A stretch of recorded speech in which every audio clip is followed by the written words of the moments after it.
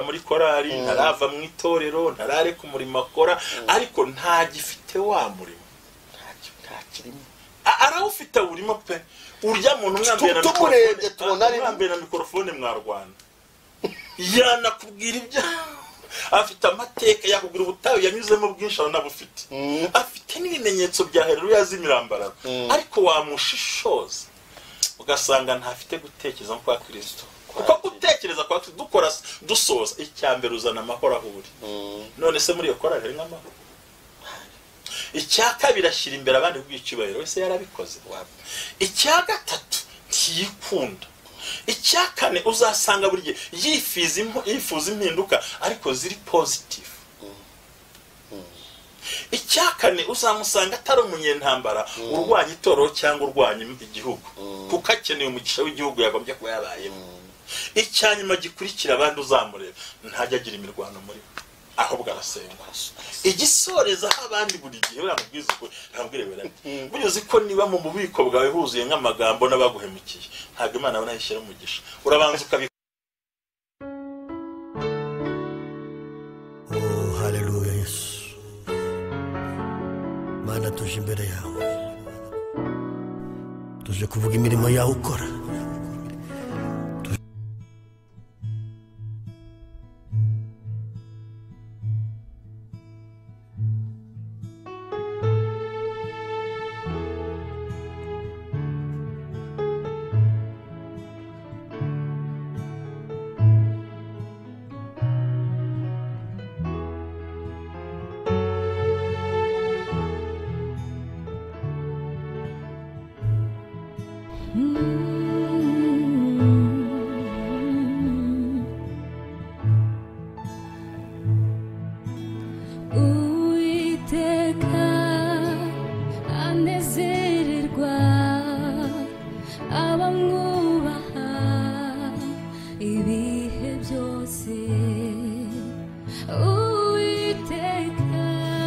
bakunzi bagusengarwa abari ku migabane itandukanye n'ubundi turagarutse ni wa mwanya w'ijambo ry'Imana turi kumwe na Rebura Pastor Nambabazi ndetse no ku buhanga bw'ibyuma turi kumwe na Jerry nawe Imana imuhe umugisha mushumba turakwakiriye murakoze cyane nongeye kunezerwa guma mu rugo yatumye tabasha kuboneka musaka aho muvunishije ariko byatera guma mu rugo ariko warakoze ndagushimira ko wakomye kutuba hafi muri byose Imana ishimwe ishimira kongera kuboneka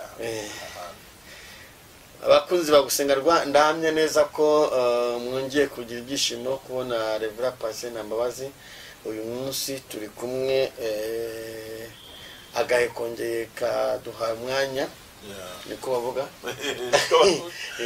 guma mu rugo hari uko Imana bigenje ariko tukirinda na covid hari biratandukanye niyo mpamvu twashyemo umwanya ungana gutya ndetse n'imiti twanayiza imiti turafite kwisiga kuko icyorezo cyo kirahari kandi gifite n'imbaraga kimeze nabi cyane umuntu wese agomba gukaraba agakaraba neza intoki akanakaraba n'umuti hanyuma rero ndakuraritse wowe ukurikiye gusengarwa abari ku migabane itandukanye y'isi ntago nabura gusuza abari mu Bubiligi abari muri Amerika abantu dukurikiye cyane muri Amerika abantu benshi zacu muri Canada hari abantu bagusengarwa isi yose hari abantu benshi bakurikiye gusengarwa mushumba amen kandi hari abantu benshi inshuti za benshi bajya vuga ngo wa mushumba wacu kwa wa mushumba wacu yo ndabashuje Imana bamugisha kandi koko ni byiza hari umuntu ugukunda cyane azaguhamagara ari mu Bubiligi aragukunda cyane yarambwiye ati ndashaka kuzamwihamagarira yamuhamagara ati Imana imugisha cyane Imana imugisha Shuti zagusengarwa tugiye kwinjira mu mwanya w'ijambo ry'Imana reka none uko bisanzwe twidusenga Imana hanyuma twinjire mu ijambo Imana tugushimiye imbaraga zawe zikomeye haleluya tugushimiye umugambi wa mwiza tugushimiye ko banye natwe waraturinze warinze umukozi wawe nanjye warandinze Mana nushimwe nuhabwe icyubahiro twemere muri kano kanya kugira ngo ubane natwe imbaraga zawe ziganze muri kano kanya tuguhaye ikaze na karibu ngo ubane natwe turakuraritse ngo uzubane natwe muri kano kanya umuntu wese uzakurikirana iki kiganiro cy'ijambo ryawe azahemburwe n'iri jambo umwuka w'Imana azamushyigikire icyo kimwe kizamube hafi icyo twirukanye n'imbaraga icyo twirukanye twirukanye n'imigambi ya shitani icyo twirukanye inama z'ikuzimu mu izina rya Yesu Kristo wa Nazareti reka uganze kandi utegeke ducecekesheje amajwi yose y'abademoni reka buri muntu wese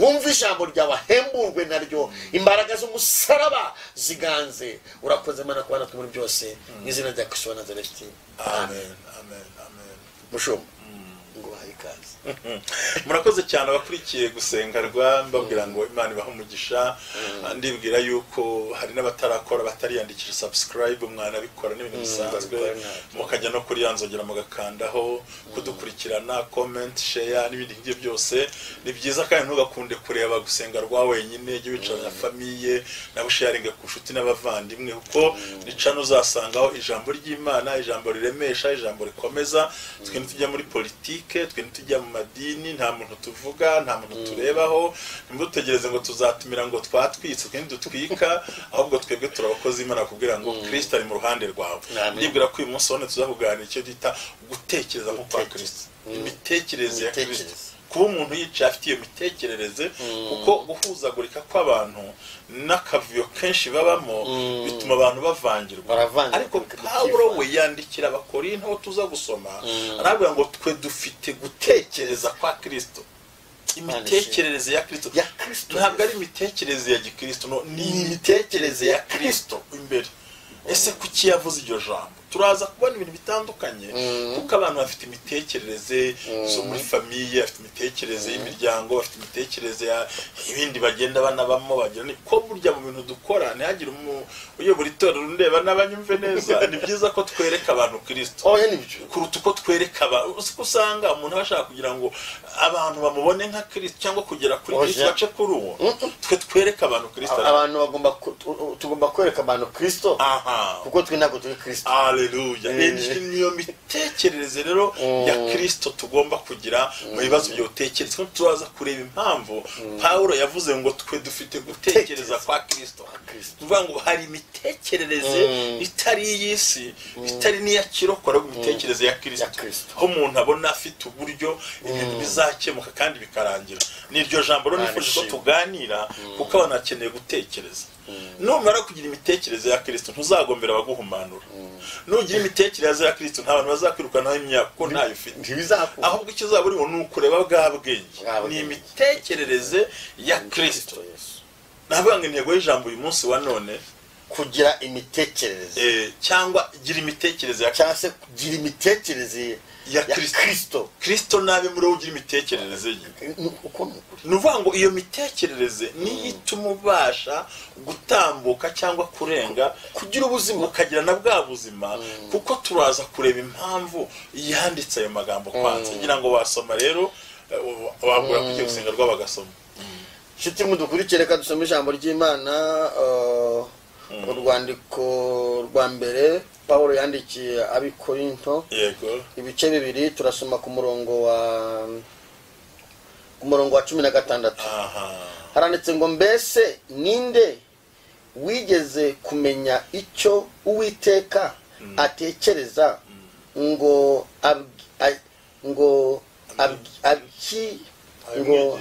akimwigishe nyamara twebwe dufite gutekereza kwa Kristo kasome ijambo ry'Imana urwandiko rwa mbere Pawulo yandikiye abikorinto ibice bibiri turasoma umurongo wa 16 mbese ninde wigeze kumenya icyo Uwiteka atekereza ngo amwigishe nyamara twebwe dufite gutekereza kwa Kristo haleluya Imana ishimwe cyane ndagira ngo iki kiganiro tukiganire mu buryo bwimbitse kandi dukoresha n'iminota mike ariko abantu bumva ayo magambo twebwe dufite gutekereza nko kwa Kristo nuvuga ngo ni imitekerereze ya Kristo iri mu muntu aya ni amagambo Pawulo yandikiye abikorinto ngira ngo ni urwandiko yabandikiye ubundi Pawulo yahagenze ingendo nyinshi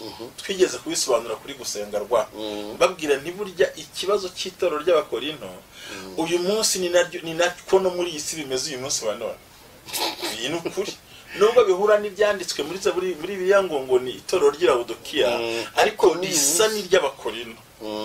Sinzi uko unyumva. No kuvuga ngo Paulo yandikira Abakorinto ubundi yari yarahanyuze arigisha. Paulo arahanyura nako ntuze Apolo arigisha nawe arahanyura na Petero arahanyura. Noneho itorero ry'Abakorinto riracanganyikirwa birivanga byivanze biturutse kuki mpora mbyigisha abantu ntabwo mbisubiramo buri munsi. Bavangiwe n'ibintu bitatu. Icya mbere ni imyigishirize, icya kabiri ni abigisha, icya gatatu ni methodology cyangwa mu Kinyarwanda uburyo bigishamo, imitangire y'inyigisho no kubasobanura. Ibi birasa neza n'ibyo mu itorero ry'iki gihe, niko bimeze, banyuranye n'inyigisho zinyuranye n'uburyo bwo kuzigishamo. Noneho byatumye abantu badashaka kwereka abantu Kristo babohora, ahubwo abantu bigira Kristo cyangwa basanga bahagarara hagati ya Kristo n'abantu ku buryo basanga bagenda bakabashyikiriza Kristo kandi ibyo bitagishoboka. Umwenda ukingiriza hera waratabutse. Nuvuga ngo impamvu yabikoraga, Petero afite ukuntu yigishije, arazana nigisha ariko na methodology. Noneho hazana ba Paulo yanditse ubundi Apolo niki, Petero niki, Kefa nanjye ndi twese ko turayobye ari kuzibamera ari Uwiteka. Umva hasi hacikamwe ibice. N'uyu munsi baza umuntu uro kwa runaka uriya no muri ADP, rano wagitwaza, rano muri Haramasasa, rano mangire. Byo gasanga dufite ibyo twafashe ibintu ari naho bikurura intambara, dupfa ama discipline, dupfa imyambaro n'iki ngo ya discipline ngo yashokoje ngo ndi yaririmbye. Nyine ugasanga turi mu manza zicyo zimaze. Tumwe nta sikinza ndi yasize umunwa atigese ndi yanyereje umusatsi utagindi yawonyere. Ugasanga abantu bamaze gutakaza uburyohe, barashaka kujugunya uburyohe bwa Bibiliya kubera ko turi mu myigishirize y'abantu disi. Ariko aho rero amasobanuro amagambo mu cyanditswe mu rwandiko yanditse mu myaka ntima amasaha yagiye, ariko Paulo urwandiko yarwanditse yarahavuye, aho yari yaraharenze, yari yaragiye aza kumva amakuru. Asanga hari Apolo, hari Kefa, hari Paulo, buri muntu wese afite n'abandi bitwa intagondwa z'Abakristo ngo twe ngo babantu bavuga ngo sindeba simpumirije mbega babantu bitwa ngo nabarokore barenze. Erega no munsi barahari, ariko wajya kuri ugasanga ahubwo barenze umusaraba, barizeye barenga ntibikwiye kubera iki munsi barahari. Avuga ngo ugiye ngo ikintu cyose ndabaza Imana, ngo si yajya atabaje Imana, ntiyanywa atabaje Imana, musengere se umugore n'uri Imana yampaye. Ukibaza umusore urindire kurongora ati n'uyu munsi baramushumushu ntihari abatemera ubusa nawuzi babwa ati nibakamara gapfukamunwa nabonye ku makuru n'abandi bazajya n'abana mu ishuri, n'abandi bazaterwa urukingo. N'uyu munsi baragengiza amahirwe, ningira amahirwe leta izantoranye mu bambere. Ugafite utuntu duhara aho ngaho ngo Bibiliya yaravuze, bagashingira kuri Bibiliya, ariko si uko bakunze Bibiliya, ahubwo ni ugushimisha irari ry'imibiri yabo, ni ibijyanye n'imitekerereze yabo. Hari abantu basubiye ku nzoga bashingiye ku ijambo ngo ikijya mu nda nicyo cyandu, n'isoko n'icyanduza. Urumva we kwihangana kuramugoye, ariko ashatse iki? Erega wambaza impamvu kuki abantu benshi niyo bayoba bashingira kuri Bibiliya. Ubundi Imana ifite ibintu bibiri bikeneye. Imana itanga freedom, itanga kwisanzura k'umuntu. Yo ishyira ibibi n'ibyiza ugahitamo. Wowe ni ugomba guhitamo icyo ugomba kuba cyo. Kandi amahitamo y'Imana, Imana niyo yishirira. Amahitamo y'umuntu ni Imana yishimira. Niko yabwiye nuhitamo nabi kazi kawe, nuhitamo neza nabwo ni byiza. Kandi kiba kiriho hari abaterankunga, nuhitamo nabi Satani ariyo gushyigikira, naraza gutera hari Imana igushyigikira. Ariho mvu yabwiye Gayini ngo ibyaha byitugatugira ku rugi rw'umutima ari wowe bishaka, nyamara ukwiye kubitegeka. Irangira avuga mu kubara ngo dore nshyize ikibi n'ikiza imbere yawe, hitamo ikiza kugira ngo udapfa. Umuntu Imana amuhaye gutekereza kwa Kristo demanda rabisa. Haleluya. Rero abandikira uru rwandiko ababwira ibintu bikomeye, kubera iki hari abantu bagondamye, abantu bumva Apolo yari umunyabwenge pe, umufilozofe ukomeye. Wanatumye yagiye Paulo ajya kujya ahantu hamwe agasanga igicano cy'Imana itamenyekana, bayopa go hari abantu b'abanyabwenge bazi kujya impaka bitangwa n'abacuruzi b'imbuto. ubundi abacuruza imbuto bisobanura abanyamagambo bashyushye inkuru uzarebe niyo agiye kuyicuruza na voka yikata hejuru ngo akwereke ashobora gukata inziza munsi y'ibishyi ubona bari imbuto byatangiye kera urabona hari ukata umwenda ngo banza higere mbega hari uburyo bakoramo noneho usanga abaporo baramukurikiye ibintu byose ni logike abandi ni filozofi ariko nta mwuka wera logike filozofi ni byiza ariko please ongeraho umwuka wera imitekerereze ya Kristo ni ukuyoborwa n'umwuka wera ko biriya yavuze ngo abayoborwa n'umwuka wera bose nibo bana b'Imana ntibivuze ngo tubura bwa bwenge knowledge turazifite wisdom turazifite amashuri Imana yaduhaye kuyiga ibyo byose turanabifite n'abantu n'abahanga ariko hejuru y'ibyo ugomba kuyoborwa n'umwuka ntiyari muri Kristo iyo ifite iyo mitekerereze y'umwuka wera ubundi uwo muntu aracyo gihe akazana Petero nawe we azana umwuka azana ikintu kibi cyane wagisanga asoma mu Befeso 19 aho yavuze ngo nuko mpuye na Petero tuhangana ku maso kuko yaremye ibice mu itorero byakomotse ku kiyarigishaga bagafashwa agasangira n'abanyamahanga ariko yabona abayuda agahita bakwera ariko mushumba Yesu arafite gutekereza gutebuka ariko urumva umugabo ntayemutsemo we yasangiye n'abasamariya asangira n'abandi asangira n'abari bantuze umwe uri igiti Zakayo abandi bamwita ngo asangira n'abapagani biki atagati ko naje Zakayo we yanatumye abantu yanaraye ni gutajya ku mupagani protocole zizira hafi ngaho amurwayi ni ukwiriye umuganga urumva afite gutekereza Petero wera azana ngo yamara gusangira kwigisha yabona bene b'abayuda baje agahita agenda ubwo kera wa muyuda urimo agahita itoro ricika nk'ibice bishingiye ku moko n'ibihugu abantu baherereye uyu munsi kisha abantu baragendera ku moko ku bihugu aho kumenya Kristo kandi Kristo si w'ibicaruzuye Kristo ni umwe wabyumvise haza Paulo ugeze kuhanyura nawe abigisha iby'umwuka wera abigisha iby'impano abashyira mu mavuta baraguruka noneho abanyabwenge bati ibyo bya Petero ngori urabonye iki ubuse ubona gutyo utabona barakubitana noneho n'indyarya ziradukamo bajya gusenga ngo yego mwana wa Kwetu umwana wa Kwetu burya nubona umuntu akubwiye ijambo rikubwira aho ukomoka afite ingengabitekerezo nakubwira ngo mwana wa Kwetu mu bushi burya ntiyari yambaye afite umwuka ntiyari yambaye ngo twengo bana ngo amajyepfo data we mwana w'amajyepfo uwo ni umwuka mubi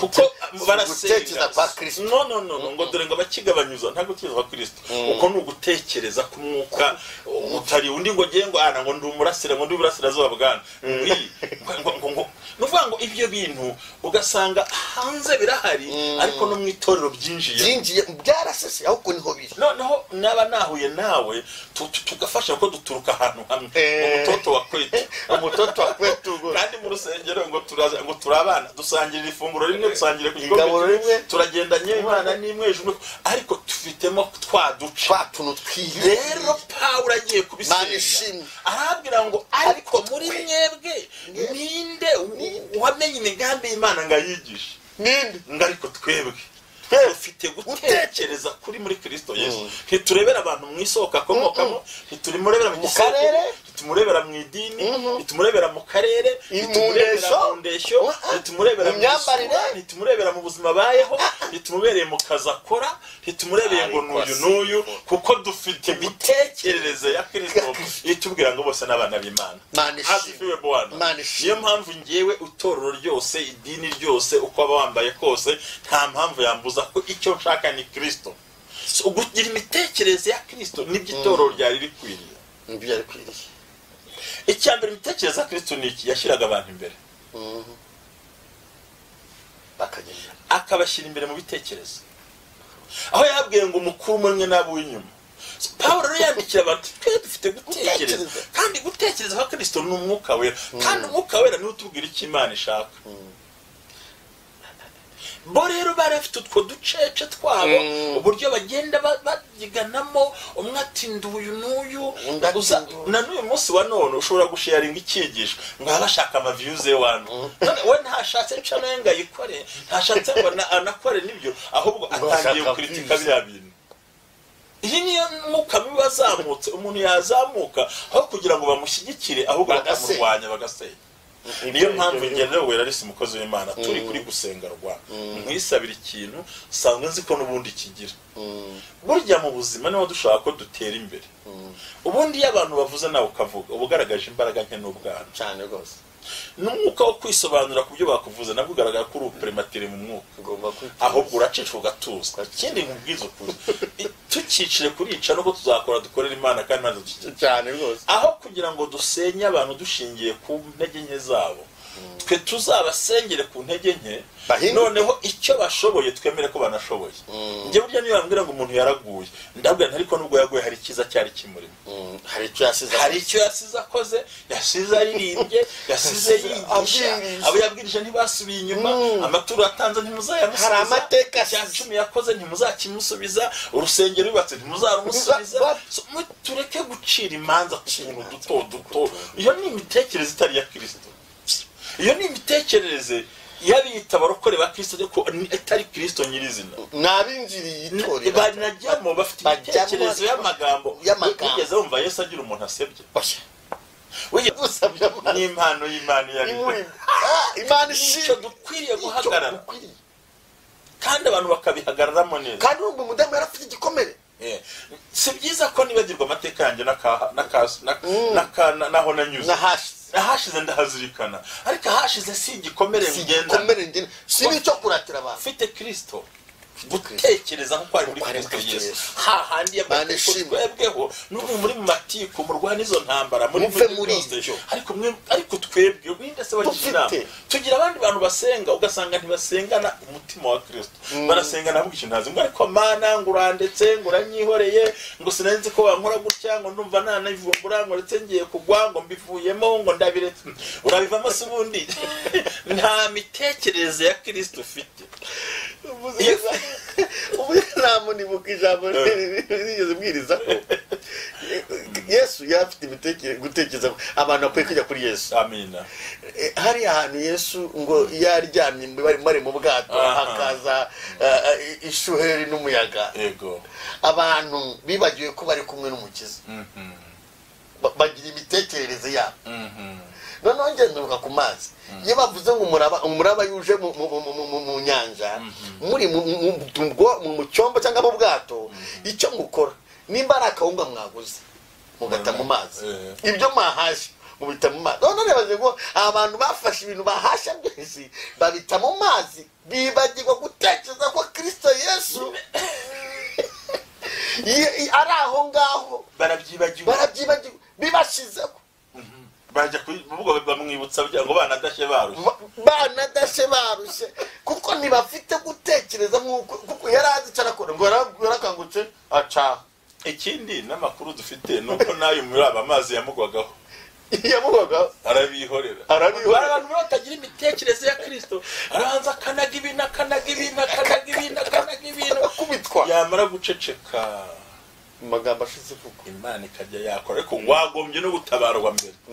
Iyo mitekerereze banje bajugunye utunga bajugunye mu byato barakunya, ariko nyiro kuhagarika umuyaga yicaye maho ngaho. Soro imitekerereze ya Kristo ikubwira ngo n'umuyaga nzabaho. Icyo nukuri imitekerereze ya Kristo ko Yesu aravuze ngo nge naraje Yohana yaje atajyatanga, baravuga ngo afite dayimoni. Ati giye mwana w'umuntu nje njyanywa, baravuga ngo ndi ikirura. Atarika abantu bakino genda bagereranya n'iki ngo bameze nk'abana bato bicaye mu maguriro. Ibazaho Kristo abantu b'iki gihe bicaye bashyushye nkuru gusa, bashyushye utugambo turashyushye, nta mitekerereze ya Kristo. Iyo utekereza nka Kristo utangira kwibakamo ibyiringiro no kwizera. Bigaragara ko Kristo yari azi icyo ari bukore, kandi ntibanamubajije, ahubwo baradashye barambiwe barahamagara. Abantu barirwariza bakirwariza ntibegera Imana ntibasenga Imana, urugo rwamara kubagora ati nimusengere. None se kare iyo ugiye yegera Imana yurema, ariko ubundi se nuko rwakunanira ubundi wagize gutekereza nko kwa Kristo Yesu. uribuka twicaye tuganira ku cya kiganiro urugo ruberewe tukababwira ngo umuryango uberewe turabwira ngo intego ya mbere yo kubaka urugo ni ukwiga kubana n'ingeso z'umuntu mubana mu rugo kuko ingeso yo yimenyereye umuntu uramushobora so rero Kristo nawe imitekerereze ya Kristo iduha kumenya noneho no kwakira no kubana na buri muntu dushingiye ku mitekerereze n'imyumvire ye apana kumupushinga ngo ujugunye ngo ndakujugunye abandi bagenda gusenga ngo ndashwaratuye ngo ndaguhiritse ndarunduye ndamenagura ndavunagura ndatwika ndashwanyaguza ndashwiragiza ndateragura ndavuna ibyo bintu muvunagura ibyo bintu mushwanyaguza ikintu cyambere abantu bakeneye Kristo ubundi imitekerereze ya Kristo cyambere izana amahoro kabwira ngo koko birahari ariko mfite Imana ishobora byose izana amahoro ntabwo bagomba gushyikishoje ntabwo bagomba kumara imizigo bayita mu mazi kandi nyiruko batabarahari bari aho bamukangurika kandi yarasinziriye nabwiye ngo burya Kristo we icyo ashakamo akunda amahitamo y'umuntu kuko ntashaka gufosinga yagira ngo ibaze ngo ni iyihe mitekerereze aba bantu tugendana bafite na n'uyu munsi Kristo ajya yisinziriza kugira ngo arebe umuntu uri muri Kristo Yesu ni iyihe mitekerereze afite iratuma yikangura icyo dukwiye kumenya ahangaha tukirana kuri iri jambo akwiye kumenya twaganiraga kubera ko hano Paulo yandikira abanyekorinto nakubwiye ko harimo ibibazo bitatu imyigishirize abigisha na metodoloji babitangamo kandi uyu munsi ni nabyo itorero rihanganye naryo ni nabyo abantu bicaye bagashwanya nk'amadisipurine intambara bakarwana ntibafite aho atari ku mwebwe ninde wumvise Imana akayigisha inama akayigisha ariko twe dufite gutekereza kwa Kristo ntabwo ari ugutekereza nk'abakristo kw'abantu kuko barimo n'abarozi harimo n'abagome harimo n'abagambari ahubwo ni ugugira imitekerereze ya Kristo kandi imitekerereze ya Kristo ni umwuka wera kuko abarwa n'umwuka wera bose rero bana biki Imana turaza kureba kuri aya magambo nk'atatu ko dushaka ko dusoza iyo mitekerereze ya Kristo bundi niye twabonye ko ikintu cya mbere ntiyarobanuraga yagiye ntiyarobanura ku butonde ndongera mbisubiremo yaravuze ngo abantu b'iki gihe ndabagereranya nk'iki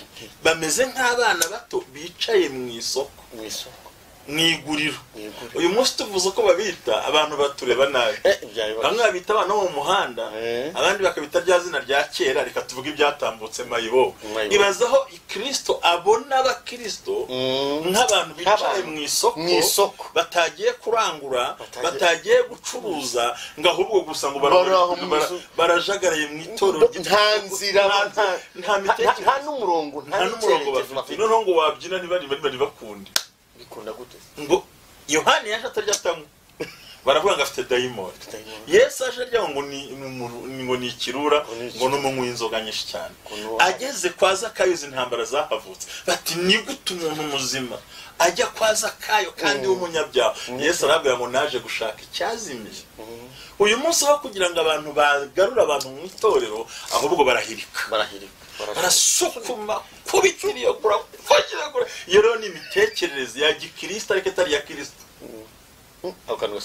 akasubiramo da ni imitekerereze ya gikristo ni ukwitwaza Kristo ntabwo kwitwaza Kristo ahubwo ni ukwitwaza idini barimo ni ukwitwaza idini akambara umwitero w'idini akawiyorosa akanirenzaho disipurine y'idini ariko agatakaza umwuka wari muri Kristo Yesu ngo iyo ufite Kristo ufite byose rero Paulo afite ikibazo cy'uko hari abaporo b'abanyabwenge bari muri donko vraiment bafite amashuri mbega abantu bashaka gufata Imana bakayishyira muri science na logique aho bakajya ku ruhande bamwe bita ngo nabaryi b'imbuto baraho ngaho icyo hakaza n'abantuze n'abana ba Petero nabo bari abaroko basenga ariko ngo bakagira kandi ho kwiyufura babivuzeho kare kuko ngo yakebwe ngo mu Efeso 19 aravuga ngo nuko mpangana na Kefa amubwira ko yaciye ibico mu itorero kuko yasangiraga n'abanyamahanga yabona abayuda agahita yigira umuyuda ako kandi icyo kibazo cyari gihe ikintu cya gatatu hakaza kwa Paulo yigishije bamenye iby'umwuka bavuga mu ndimi by'umwuka ni ibikingo ngo uravuze ngo urisobanura ikingo mbonye ibigoro usobanura ibyo ni ibiti wihaye iby'umwuka bisobanurwa n'umwuka kandi ikindi cya kabiri bamaze kuvangirwa ngo genge uyu mwuka avuze ndabumva ngamubwira utari umunyamwuka ni wakumva umwuka utawufite ibyo rero no kuvanya ngo ngiye ngo hari ukuntu muri ngiye mbyumva utabatijwemo ukonesha logique gusa ati hari ukuntu mbyumvise. ubwo bwenge nabwo turabukeneye, ariko hejuru y'ubwenge, hejuru y'amashuri, hejuru y'ubuhanga hagombye kugira imitekerereze ya Kristo. Icyambere imitekerereze ya Kristo izana amahoro ahantu umuntu ari. Amen. Wabyumva? None umunsi sifite amahoro ntayo. Mu matorero hari amahoro ntayo. Mu ngo hari amahoro ntayo. Mu rusengero ndusiye ko bazifunze twanganaga iki twinjiramo. Ibitabo by'amatorero ntibyenda kumeneka kubera amazina arimo. Nta mahoro. Kubera iki ntafite ya mitekerereze ya Kristo. Abantu bari guta Kristo. Ahubwo bagasigarana umwambaro wa Kristo ku izina ryakomotse Kristo baramutaye. Rega ryatubije Kristo gatutse muri Antiokia. We ntabyo yavuze. Ahubwo babise ngo naba Kristo. Urumva ibyo bintu bakaba bafite iyo mitekerereze. Ikindi cya kabiri tugiye kureba ufite imitekerereze ya Kristo. Icyambere ashyira mugenzi we kubw'icyubahiro. So wabyumvise? Icyambere ikintu cya kabiri, icyambere azana amahoro ahantu. Ubundi nayo ntego y'itorero. Itorero rigomba kuzana amahoro aho riri, rikazana iterambere aho riri, rikazana impinduka. Kandi za mpinduka zihera muri rwa rugo rw'umuntu. Rero nicyo kintu imitekerereze kuzana amahoro aho uri. Nahoze kubwira ntigiye mfite amahoro mu mutima. Rwa rukingo rwa COVID cyangwa bakaruzana. Ningize amahirwe bakanshyira maze nkaruterwa maze antikrist ikangera baharitse kujya bavangira. Ubuse ikindi twavuze mu cya kiganiro cy'ubushize urakibuka. Tubabwira ngo icyorezo cy'indwara kiraje. Ngo hazaza n'ibindi. Ndababwira ngo ubwo si ubuhanuzi. Iyo ni copy paste bakoze kuri Kristo. Kuko mu Matayo uzasomye 22 ngo mu minsi y'imperuka hazaza ibyorezo. So n'ikindi kizaza n'ababivuga baza n'ibitari byazaza ubuhanuzi bushyashya. Ni copy paste ibyo Kristo yavuze. Ibyo abantu bahangayitse umutima ikizakubwira uwo muntu uzasanga muri we yabuza amahoro, yananiwe gushyira amahoro ahari. Cyakabiri yananiwe gushyira mugenzi imbere. Nawe ugafite ihahamuka. Icya gatatu ni umucantege. Nuvuga ngo muri mu iduka rye acuruza guca intege. Ntibishoboka byararangiye. Turashize. Ni n'umurwanyi udafite n'imbaraga. Kuko abarwanyi bo mu mwuka barwana bucece. Iyo uzareba umuntu uzi kurwana n'ucece. Rero uzasanga uwo muntu kubera ko nawe ubwe yananiye kwibukamo icyizere, afite ihahamuka. Harya wa muntu watinze ku kidendezi Yesu bajenga ariko urashanga ugirire gute ati se nkira gute. Aho yazatingiza ati bafite bene babajugunyamo. Nta kibazo amubaje gusangura urashanga ngo kiza atangira guhamuka. Ikimenyetso cyerekana umuntu wananiwe mu bitekerezo ntasubiza icyo umubajije. Arakanavuze ngo abantu bafite amahoro yo mu mind of peace. Amahoro mu bitekerezo. Amahoro yo mu bitekerezo. Nyine ikikora gufite gutekereza kwa Kristo na amahoro mu bitekerezo. Amahoro mu bitekerezo. Kuko we mu nyanja hagati ntihahamutse. Bamukanguye acyaha umuyaga. Abwira n'amazi umuyaga uratuza. Acyaha umuyaga n'amazi yaratuza. Kuko yari yabikoze. Baramubwira ati mva hano birapfuye ninjoro ati Filipo ati yatambye kurya bikeya ati sezerera abantu bagira ati ntago mbasezerera. Kuko kubw'icyo barakiza abantu ati nimbare kurabaragwa mu nzira. Kuko tumana imisa tubana hanga ntawe uzobana n'Imana ngo Imana imusezerera amana. Oya ntago abantu bari gutinya bari gushaka izo bitari. Kaje bati mu bagabura ati oya n'amadenari yo 200 ni menshi. Ni menshi cyane ntibishobora ko yatunga abantu. Kandi koko nagezeyo ndareba no baracyakuje denari yo muri Israel. Noneho urumva 200 ugiye kubara uyu munsi ni hafi nk'ibihumbi nka 900 aho ngati ntago yabahaza. Ese ati amafaranga muyagumane. Ahubwo hari imitsima yayo imitsima urumva ya mitekerereze we abonye ikibazo ashatse na solution kandi ayishatse mu buryo bwo ati mu bicaze mbagabure ariko arabanza kwereka hypothèse aravuga ngo aha abantu tumaranye gatatu ntacyo bari bamwe bataha kure nimba ari kura baragwa mu nzira ariko umuntu wa kino gihe yagusukuma nta n'ikindi arebye ngo yarabarebye ngabagira impuhwe ya mitekerereze umuntu mitekerereze ya Kristo agira azamuka ngo agira impuhwe undi gira imitekerereze ya Kristo ikintu uzamusangamo buri gihe agira imbaraga zinesha icyaha cyane manishimwe ariko icyaha bitewe n'imitekerereze afite arimo aganira n'Imana rega ntahamuka afite amakuru nta umuntu umutera ubwoba uko uzasanga ari imitekerereze ya Kristo akenshi ni nayo mitekerereze y'umwuka wera aho muririmbyi yavuze ngo tugira ubwoba cyane iyo tutakimwumva twibaza icyo twakora tugashaka uwo mwuka ureka ibyo abantu bizana bakavuga indimi zitabona ibyo batoraguraho kubera iki ngo nabo bagaragaye ko babikoze. Ikindi rero imitekerereze ya Kristo ugiye gusoza kuri iri jambo nahoze mbitekereza mu gitabo mu rwandiko rwa kabiri yandikiye ab'Ikorinto ku bice byaho bibiri bize ku murongo wa gatatu hafi aho ngaho yaravuga ngo nimwe nzandiko zacu twanditse ngo atari inzandiko ngo zanditswe n'amabuye ngo ahubwo nimwe nzandiko kuko yavuze mu minsi imperuka ngo nzandika amategeko ku mitima yabo. Buryo already Imana amaze gukora amategeko ku mabuye iyashyira mu mitima ahangaha kivuga ngo ufite amategeko y'Imana uzana ya mahoro ngo twe dufite gutekereza kuko imyandikire y'amategeko ya mbere yari inyuguti zicisha ariko byarahindutse ariko zaricaga. Ikintu kimwe za kumenya ari amategeko agisohoka Mose amaze iminsi 40 yaramanutse aragenda agera mu nkambi z'Abisirayeli ku munsi wa 50. Ahageze abonye ko Aroni yacuze ibinyamaswa by'ingo bisubire mu Egiputa wamujinyura mufata kandi reka umujinya umufate ubundi akomoka kwa Lewi kandi kwa Lewi batemaga ibitsi. Ni nako burya musaza Yakobo ajya kubaha 8 yarabwiye ngo ubwiza bwanjye ntukajyane na Lewi nabagome batema kubera imijinya ibyo tuzabireka no ubwo umukurikiza yamukurikiye umujinya ngo amategeko akiyakubita hasi. Uwo munsi hapfuye abantu 3000 birapfa birarangira complete birapfa. Itegeko rigisohoka umuntu watoraga inkuru bitabamwica kuko buri gihe icyaha Satani azana icyaha itegeko rikamurika urupfu rukaza rwiruka. Hari hakeneye undi muntu ro Kristo haleluya uzana amahoro bikambihuze na Pentecote ku munsi wa 50 Yesu ku munsi wa 50 yagiye mu ijuru hashize iminsi 10 yohereza umwuka wera. Ubwo si 50 ihuye niya kwa Mose ku munsi wa 50 umwuka amanutse aho kugira ngo abantu bapfe hakizwa abandi 3000. Haleluya. Urumva gutekereza kwa Kristo kuzana ubuzima niko bibiri bisobanura. Mose yatereye umusozi amara iminsi 40 kuwa 50 yarageze mu nkambi azanye amategeko yanditswe ku mabuye uwo mwanya yica abantu. Ariko Kristo ageze mu ijuru iminsi wa 40 aza ku munsi wa 50 uhura n'umwe wa Mose kugira ngo ibyari kuri Sinayi bihindure. Yarangije ngo umwuka kimanuka uwo mwanya hakizwa abantu 3000. Urumva nta ruvuga ngo umwuka wera si inyuguti zicisha ahubwo ni inyuguti zikiza. Nagira ngo tugana ngo bagire gutekereza wakari muri Kristo Yesu. Ntabwo uzasenga uhahamutse uzasengurira uzasenga ufite umujinya uzamunikana ko abizanye ahubwo uzufite gutekereza uvuga ngo umuntu abasha kuntwara iki fite Kristo umwami wanjye kandi no mu byago nzaririmba. Ariko ndi mu bizarye no mu byago nzaririmba naho ndiho naho napfa ngo n'uwite. Haleluya. Abagenda umukristo nzahora ndi icyo ni ikintu gihumuriza umutima ntiwagishushanya kikanye. Nahoze soba nijoro ngo icyo ni ikintu gihumuriza umutima nitero cyane 8 ngo kikanyibagiza reka harimo ni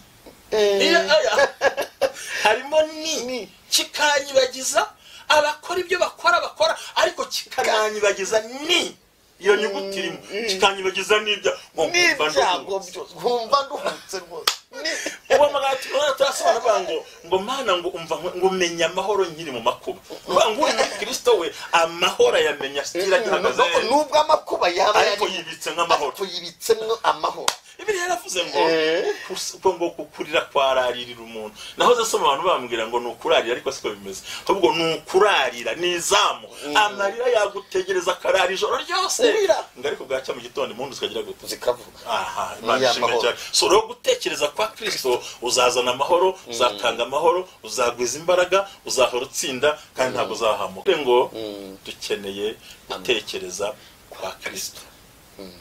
Witekereza nkuko idini ribishaka witekereza ko abantu babishaka kandi uzarebe buri gihe abantu bakunda sembyite ngo kimifashemo abantu bakunze guhura na challenge sembyite ngo hari ukuntu ufitemo gutekereza kwa Kristo ariko uko bagenda abana n'abantu bakagenda bibahindura kandi icyo naje kubona nigeze kureba abana aho nari ntuye za Butare kera muri za 80 ngira ngo 82 nari umunyeshuri niga ngi Butare. Rero abakecuru batwaraga avoka mu gatebo none hakaba nama bandi bakira abana ubundi bandi urimenya rikiri rito noneho bagafata ibuye umukecuru yikora mwahenda aganiriza umukecuru bakafata ibuye noneho uko bazamura mwavoka bamanuramo n'iki noneho ku buryo umukecuru atamenya imbaraga hari ibiro bigabanutse bongereho kandi karo akagira ngo urugendo rwabaye rurerure ariko rero bishana avoka ziri hasi ku buryo yageraga mu isoko afite afitemo amabuye batwaye avoka kandi uwabikoraga ntiyabikoraga yihishe hari abarebaga tugira abantu barebera ngo barebere iherezo ngo twenda kujya ku musozo rero umuyobozi tuvuga ngo abantu ubu ngubu uko shitani yagiye abakuramwo ubukristo abasigiramo none ko uburemere buracyari bwa bundi ntarasohoka muri korari ntarava mu itorero ntarare ku murimo akora ariko nta gifite wa murimo nta kirimo arawufite urimo pe urya muntu mwambaye na mikrofone mwarwana yanakubwira ibya afite amateka yakubwira ubutayu yanyuzemo bwinshi anabufite afite n'ibimenyetso bya Haleluya z'imirambararo ariko wamushishoza ugasanga ntafite gutekereza kwa Kristo kuko gutekereza kwa Kristo dukora dusoza icyambere uzana amahoro ahuri none se muri yo korari hari nk'amahoro icyakabiri ashyira imbere abandi bw'icyubahiro wese yarabikoze icyagatatu kiyikunda icyakane uzasanga buri gihe yifuza impinduka ariko ziri positive icyakane uzamusanga atari umunyentambara urwanya itorero cyangwa urwanya igihugu kuko akeneye umugisha w'igihugu yagombye kuba yabayemo icyanyuma gikurikira abandi uzamureba ntajya agira imirwano muri ahubwo arasenga igisoreza abandi buri gihe uramubwiza ko yambwire werane buryo ziko niba mu bubiko bwawe huzuye nk'amagambo n'abaguhemukiye ntabwo Imana abona yishyira umugisha urabanza ukabikuramo niyo mpamvu no gutekereza ibyo bintu bikavamo Yesu yaravuze ngo niba baravuze igiti kibisi ikimye bizamera gute erega nta bintu Kristo atavuze ijambo riri hano abo bantu uzasanga batagira ngo muri Kristo Yesu ngo bashaka bahanurira ashaka ajya kutora ubuntu rero tugiye gusenga Imana tuvuga ngo mukomere bagwiza imbaraga bagire gutekereza nko kwa Kristo kandi iyo utekereza nko kwa Kristo ugira nk'umutima wari muri Kristo Yesu ikimenyetso cyane ngiye gusorezaho kigaragara ko abantu babuze imitekerereze muri Kristo Yesu ya Kristo Yesu ntabwo basengana kwizera ariko Mana warandetse waranyihoreye ibi ni ibikinze mbyumva ndashwanyaguza ndatwikanda ibintu bitagira gahunda ariko umuntu ufite gutekereza kwa Kristo Yesu aravuga ngo Kristo nzi kuri ruhande rwanjye nzi kuzangirira neza nzi kuzanaba ahora n'ibyiringiro twasenga Imana tugasoza Imana ikabaho bakuzi bagusengarwa abari ku migabane itandukanye turabifuriza kugira imitekerereze nk'ari muri Kristo Yesu. Haleluya. Kugira imitekerereze gutekereza nka Kristo. Mushumba Imana igumugisha. Nubundi ntabwo ndasenga umubyeyi ahari. Ahubwo ndagira ngo nkwinginge usengere buri muntu wese nanjye ndimo dusabe Imana iduhe kugira imitekerereze kuko uvuze ikintu cyanyuma gikomeye cyane. Umuntu utari umunyamuka ntiyapfa kwita cyumva. Kivoka nibuye. Kivoka nibuye. Erega abantu imitwa barabahinduriye ntibabizi. Abari bikoreye agakiza, abantu bari bafite agakiza muri bo. Abantu bari bafite iby'ubugingo barabitakaje. Yesu ndi ataza kuba Salomo. Uriya mugore wasinzire bakamuguranira umwana wapfuye. Byari kugenda bite? Ko bari babyari igihe kimwe. Baryamye ahantu hamwe irataza kuba Salomo ariko umwana yari yagiye nuvuga ngo icyo kintu cyararangiye mu bantu dusigaranye isura byo dukora ko nyamitekereza noneho bye gusa nko kumwe ngo dusenge kandi Imana igumusha tuzabikomeza turacyari nakagaruka kuri gusengerwa turacyakora umurimo w'Imana ariko na ya mitekerereze ya Kristo dutekereza nijoro n'ibyo hari abantu barwanira amasambu bakaburana ngo Mana nibyo wambwiye ukagira ngo bazatura mu isi nka rya dini ribivuga imitekerereze ya Kristo ngo kuzajya no mu ijuru turagushimye Mana ishobora byose turakunezeye kubanye natwe kubwira ijambo kugira ngo abari kurikiranye bose bagubwe neza kandi data bagireza ko tuzi neza ko muri iyi si hari imigisha tuya duhabwa iva ku babyeyi iva ku gihugu iva mu itoro iva ku muryango hakaba aricyo twakwita benediction divine wa mushituruka mu ijuru mwami uhaba ukurikiye badukurikiye bose bagwizeho imbaraga bahe gukomera kandi uhereye none data ubahindure bagire ya mitekerereze yawe kuko Kristo tuzi ko uyifite azazana amahoro mu rugo rwe azazana byo hari ibyo azagenda akora kandi bikagenda gwiza imbaraga kandi ufite gutekereza gutyo nta nubwo azavunika muri uyu murimo kuko hari ibintu afite muri we yibitseho mwami ndasengera bano bantu bari bafite agakiza kuzuye ariko kubera isi n'abantu n'abaturanyi n'ababanyi bakaba barabasigiye n'ikindi kintu maze bagasigara ari baba Kristo bari ariko umutima baramaze kugenda cyera urakoze no kutwigaruriye kandi tukatugira neza buri muntu wese umuhembure kubwa Yesu Kristo urakoze mwami wacu amen. shuti mwari mukurikiye gusenga rwa ijambo ry'Imana akagaruka kandi mushumba na Imana igumugisha ndawakiriye cyane tugira imitekerereze nk'ya Kristo. Yes. Bye bye. Bye.